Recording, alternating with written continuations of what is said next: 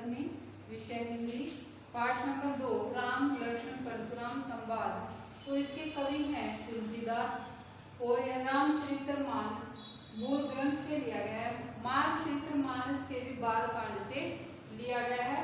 Last 2 video में हमने first video में फर्स्ट और सेकंड पद की व्याख्या की थी और सेकंड वीडियो में हमने थर्ड और फोर्थ पद की व्याख्या की थी। आज हम फिफ्थ और सिक्स्थ पद की व्याख्या करेंगे।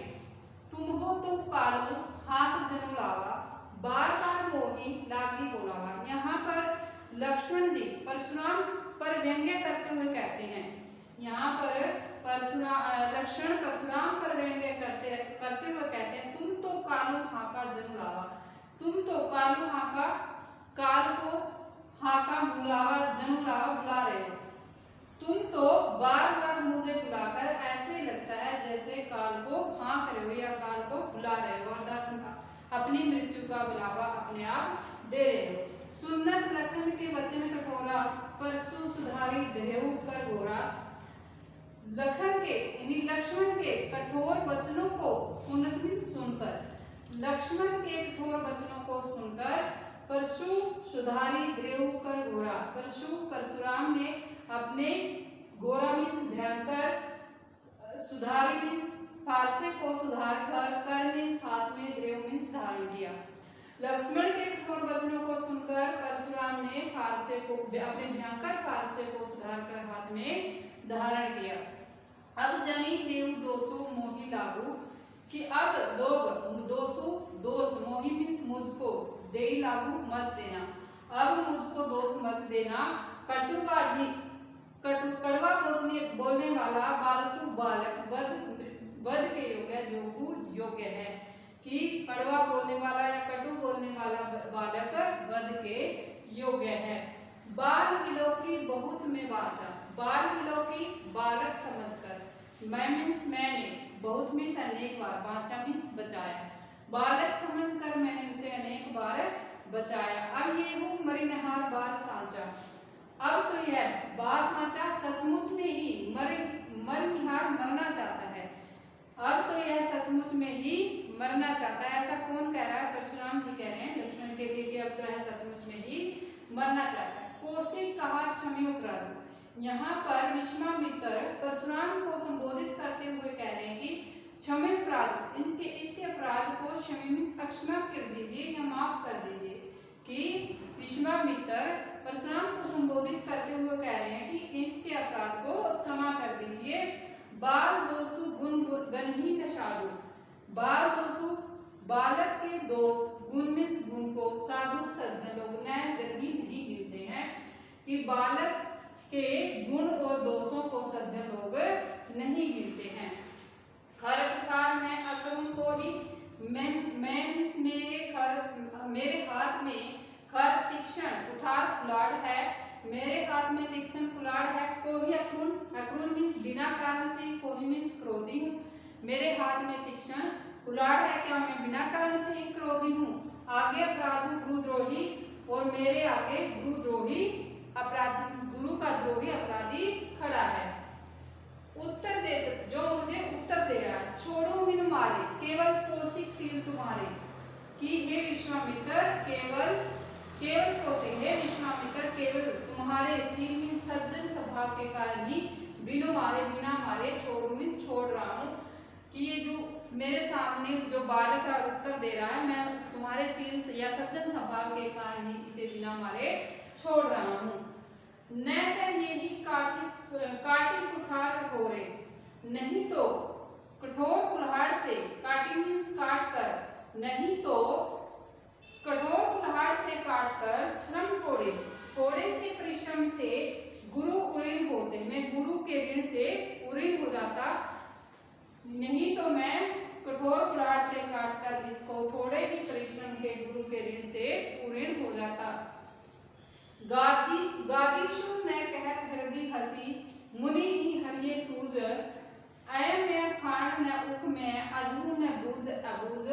यहाँ पर गादीशु विश्वामित्र हृदय में हंसी मीन्स हंसकर न कहने लगे। यहाँ पर गादीशु विश्वामित्र अपने हृदय में हंसकर कहने लगे, मुनि ही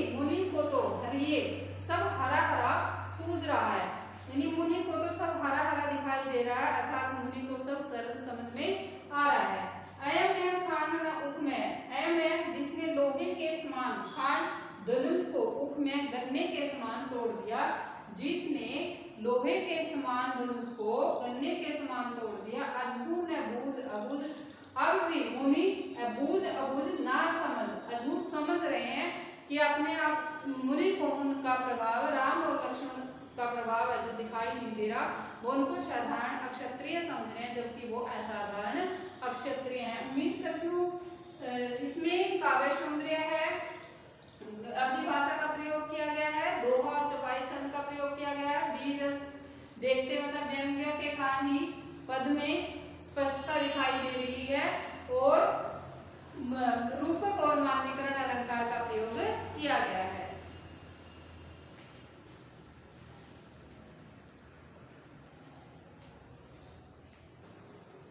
अब हम 6 पद की व्याख्या करेंगे। यहाँ पर लक्ष्मण परशुराम पर ही व्यंग्य करते हुए कह रहे हैं, केहू लखन मुनि सीलू तुम्हारा, को नहीं जान विदित संसार। यहाँ पर लक्ष्मण जी परशुराम के पर व्यंग्य करते हुए कह रहे हैं कि लक्ष्मण कह रहे हैं कि मुनि है मुनि, तुम्हारे सील स्वभाव को नहीं जानता है, विदित संसारा, सारा संसार विदित में जानता है। लक्ष्मण जी कह रहे हैं कि हे मुनि तुम्हारे सील स्वभाव को या सज्जन स्वभाव को कौन नहीं जानता है, सारा संसार तुम्हारे सज्जन स्वभाव को जानता है।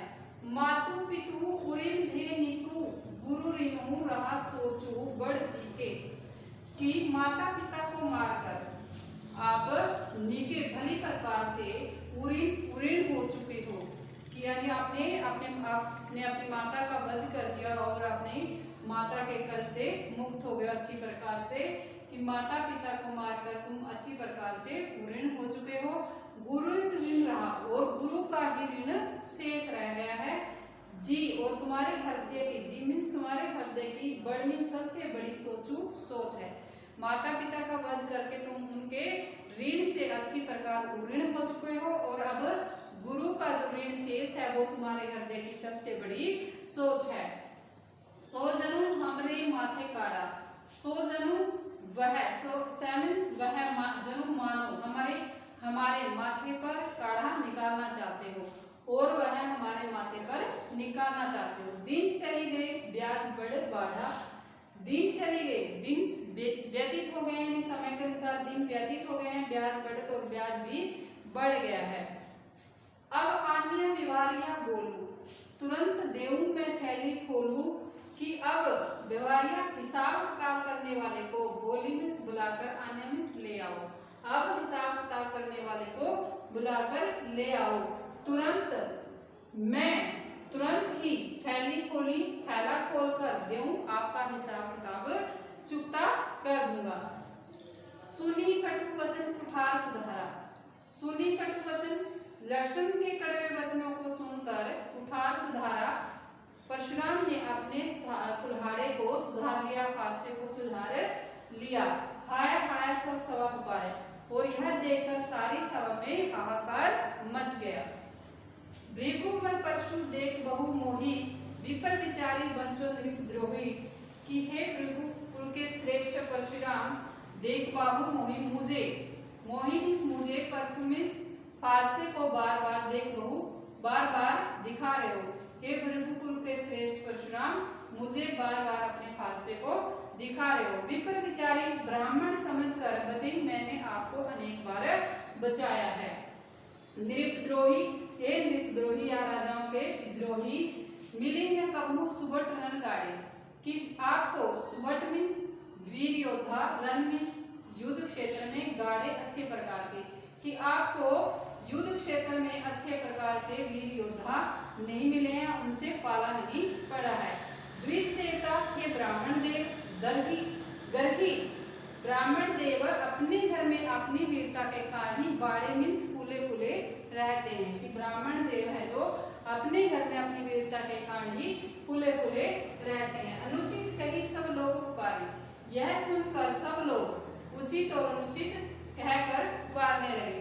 रघुपति सेन ही लखनऊ निवारे, रघुपति श्री राम जी ने सेन ही आंख मात्र के इशारे से ही लखनऊ लक्ष्मण को निवारे रोक लिया।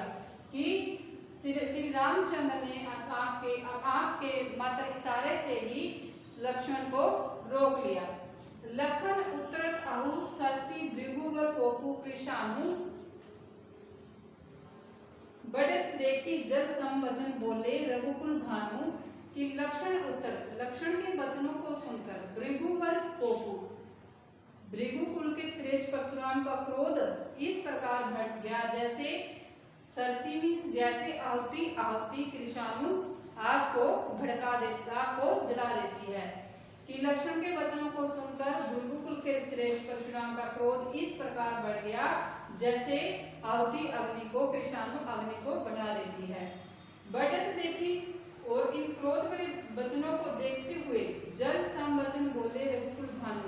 रघुकुल के सूर्य रामचंद्र जी ने रघुकुल वंश के सूर्य हैं जो रामचंद्र जी ने जल के समान वचन बोले, जल के समान शीतल वचन बोले। जब लक्षण के वचनों को सुनकर परशुराम का क्रोध बढ़ जाता है तो उस ऐसी स्थिति को देखते हुए श्री रामचंद्र जी जल के समान शीतल वचन कहने लगते हैं। उम्मीद करती हूँ कि आपको दोनों पदों की व्याख्या समझ में आई होगी और इसमें वही आदि भाषा का प्रयोग किया गया है, दोहा और चौपाई छंद का प्रयोग किया गया है, वीर रस है और ओज गुण की प्रधानता रही है। थैंक्स।